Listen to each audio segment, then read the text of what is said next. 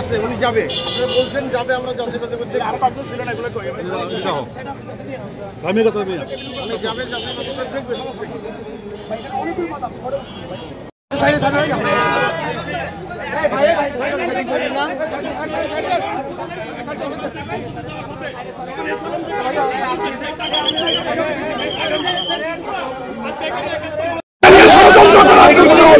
ভাই না আমরা জীবনের অর্ধেক শেষ হয়ে গিয়েছি।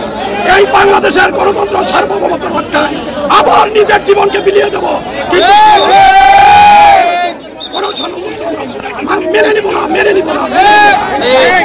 বাংলাদেশ নিয়ে এটা মুক্তিযুদ্ধ ৭১ নামে ফোন করে, কারণ বাংলাদেশে এখন সবচাইতে বিগত দিনে ১৫ বছর আমার কেন্দ্রের উপর অত্যাচার করার জন্য এই মুক্তিযুদ্ধ ৭১ ছিল একটা বড় অস্ত্র।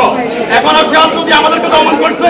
মুক্তিযুদ্ধের নাম দিয়ে মুক্তিযুদ্ধ বিরোধী বলে কাউকে হত্যা করলে সেটা তার সেই প্রশাসনের প্রমোশন হয়তো, তার বিচার হয়তো না।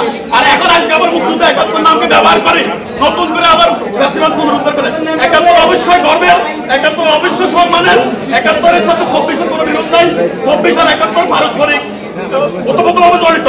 ৭১ হলো আমাদের মূল ভিত্তি, ২৪ হলো আমাদের মূল ফাউন্ডেশন।